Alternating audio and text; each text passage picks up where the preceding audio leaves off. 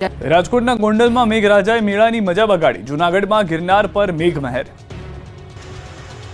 રાજકોટ જિલ્લાના ગોંડલમાં સતત ત્રીજા દિવસે ધોધમાર વરસાદ વરસ્યો અને સૌરાષ્ટ્રના બીજા નંબરના સૌથી મોટા લોકમેળાની મજા બગડી. ભારે વરસાદના લીધે લોકમેળાના સ્થળ પર પાણી જોવા મળ્યું.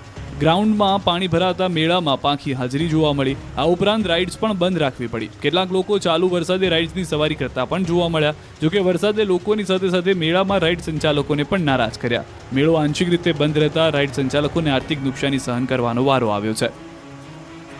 ધોરાજીમાં સતત બીજા દિવસે મેઘરાજાની પધરામણી થઈ. કડાકા ભડાકા સાથે વરસાદ વરસ્યો. ધોરાજીના નાની પરબડીમાં કેટલાક ઘરોમાં પણ પાણી ઘૂસી ગયા હોવાના અહેવાલ છે.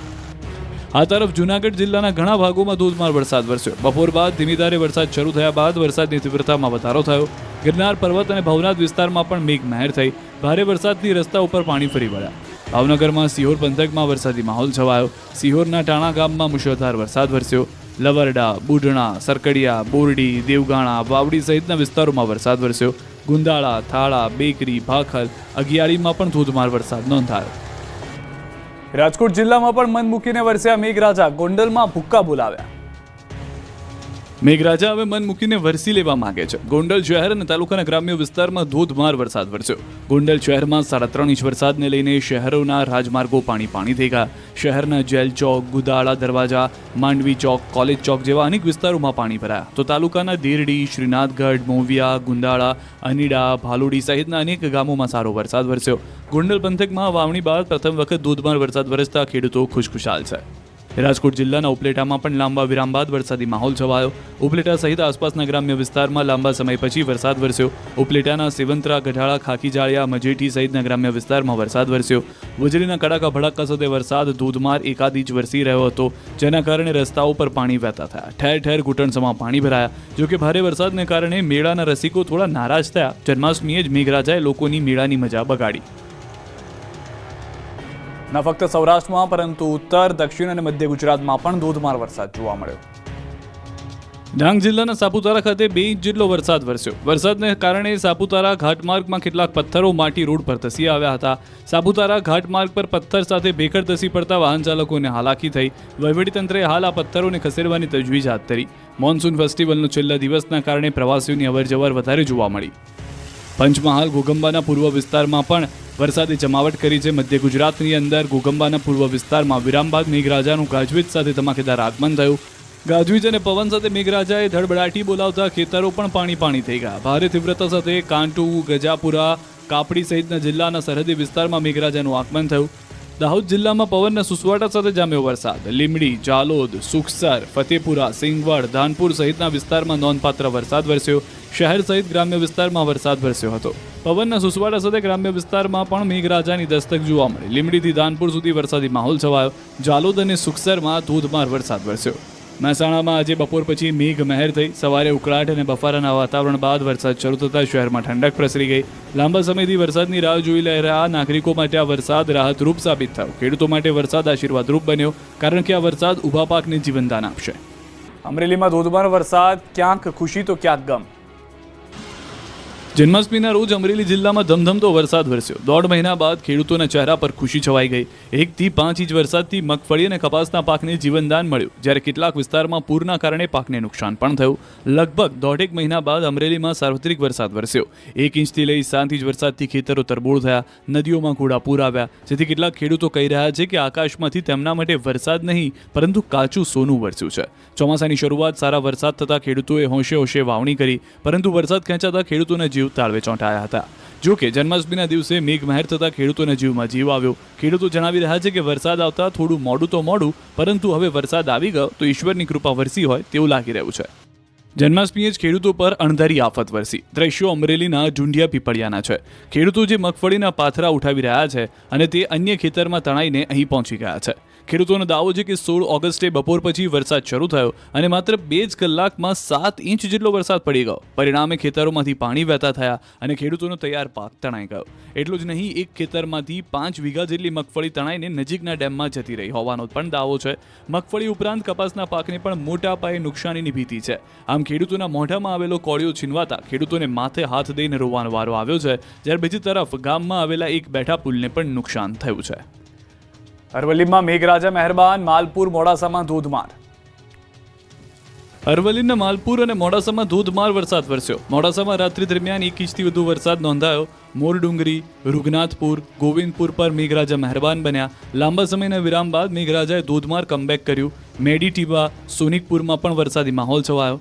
લાંબા સમય બાદ ફરીથી વરસાદ શરૂ થતાં ખેતીના પાકનું નવજીવન જોવા મળ્યું. ખેડૂતોમાં વરસાદ થતાં ભારે ખુશી છવાઈ.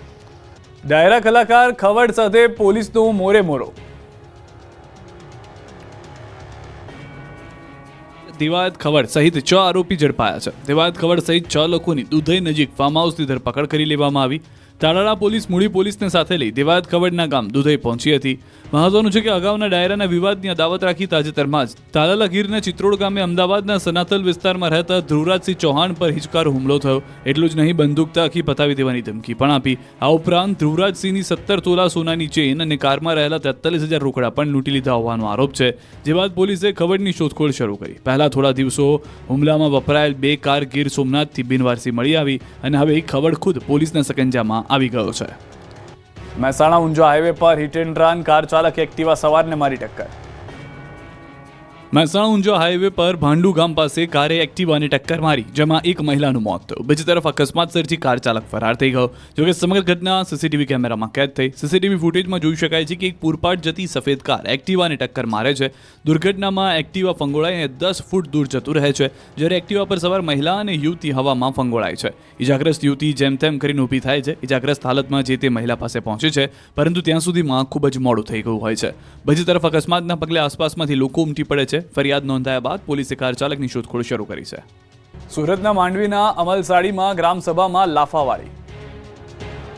દ્રશ્યો માંડવીના અમલસાડીના છે. અહીં ગ્રામસભા દરમિયાન રજૂઆત કરનાર એક વ્યક્તિને રજૂઆત સાંભળનાર વ્યક્તિએ લાફો ઝીકી દીધો અને ત્યારબાદ ગ્રામસભાનું વાતાવરણ તંગ બન્યું. આરોપ છે કે અમલસાડીના આમ આદમી પાર્ટીના સ્થાનિક નેતા વિજય પટેલ અને તેમની પત્ની પર હુમલો થયો.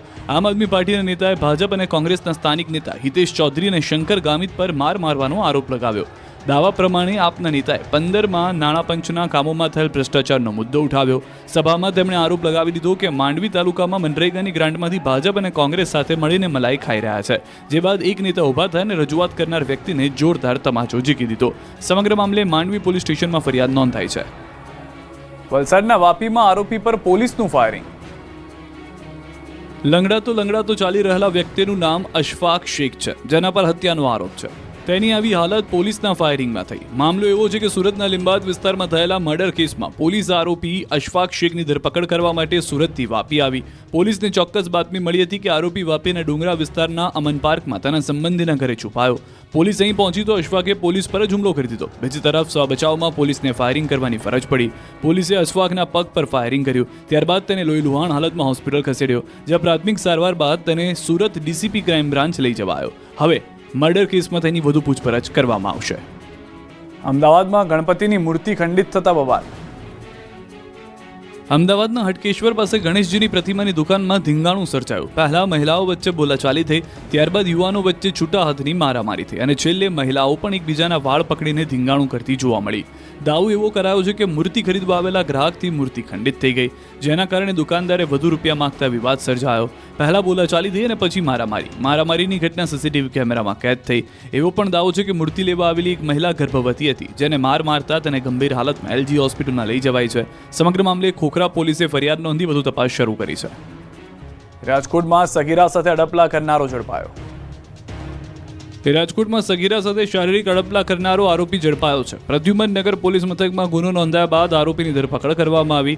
હરીશ ગેહાણી નામના શખ્સને પોલીસે ઝડપી લીધો.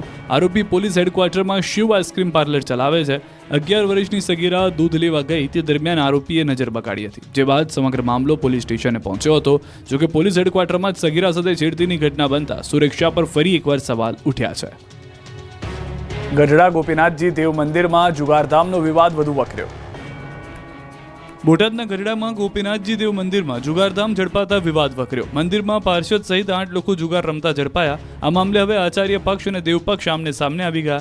ચેરમેન હરજીવન સ્વામીએ પાર્ષદને આચાર્ય પક્ષનો જણાવતા કાયદેસર કાર્યવાહીની માંગ કરી, તો શાસ્ત્રી ઘનશ્યામ સ્વામીએ આક્ષેપો ફગાવી જાહેરમાં ચર્ચાની ચેલેન્જ આપી. સાથે જ આ ઘટનાને ગોપીનાથજી દેવ મંદિરની ધજાને શરમ લાગે તેવું આ કૃત્ય ગણાવ્યું. મહત્વનું છે કે ગઢડા ગોપીનાથજી દેવ મંદિરના ઉતારા વિભાગના 5મા માળેથી જુગારધામ ઝડપાયું હતું. રૂમ નંબર 509માંથી કુલ 8 વ્યક્તિ જુગાર રમતા રંગે હાથે પકડાયા હતા. પોલીસે તેમની પાસેથી 1,10,000થી વધુની રોકડ અને 60,000ના 8 મોબાઈલ સહિત કુલ 1,70,000 રૂપિયાનો મુદ્દામાલ કબજે કર્યો છે. અમદાવાદ અને વલસાડમાં નંદોત્સવની ભવ્ય ઉજવણી. જન્માષ્ટમીના પાવન પર્વે મુખ્યમંત્રી ભૂપેન્દ્ર પટેલ અમદાવાદના ઇસ્કોન મંદિરે શ્રી કૃષ્ણ જન્મોત્સવની ઉજવણીમાં સહભાગી થયા. જ્યાં તેમણે ભગવાન લાડુ ગોપાલનો પંચામૃત અભિષેક કરીને આરતી ઉતારી ધન્યતાની અનુભૂતિ કરી. ત્યારબાદ મુખ્યમંત્રીશ્રીએ ભાવિક ભક્તો સાથે મંદિર મંડપમાં બેસીને ધૂન કીર્તન તેમજ શ્રીજી દર્શન કર્યા. મુખ્યમંત્રી ભૂપેન્દ્ર પટેલે શ્રી રાધાકૃષ્ણના ચરણોમાં રાજ્ય અને દેશની પ્રગતિ માટે પ્રાર્થના કરી. આ દરમિયાન ધારાસભ્ય અમિત ઠાકર, ડેપ્યુટી મેયર જતીન પટેલ અને સ્ટેન્ડિંગ કમિટીના ચેરમેન દિવાંગ દાણી સહિતના પદાધિકારીઓ ઉપસ્થિત રહ્યા. આ તરફ ભગવાન શ્રી કૃષ્ણના જન્મોત્સવની વલસાડ જિલ્લામાં પણ ધામધૂમથી ઉજવણી કરાઈ. મધરાત્રે જિલ્લાના મંદિરો હાથીઘોડા, પાલખી, જય કનૈયા લાલકીના નાદથી ગુંજી ઉઠ્યા હતા. વાપીના જાણીતા જલારામ મંદિરમાં મોડી રાત સુધી કૃષ્ણ જન્મોત્સવને વધાવવા ભજન, સત્સંગ અને ધાર્મિક કાર્યક્રમો યોજાયા હતા. બારના ટકોરે ભક્તોએ ભગવાન શ્રી કૃષ્ણના જન્મને હર્ષોલ્લાસ સાથે વધાવ્યો હતો. મધરાત્રે મોટી સંખ્યામાં ભક્તો મંદિર પહોંચી કાનુડાનું પારણું ઝુલાવવા આતુર બન્યા હતા. કાનુડાના દર્શન કરી ભક્તોએ ધન્યતા અનુભવી હતી.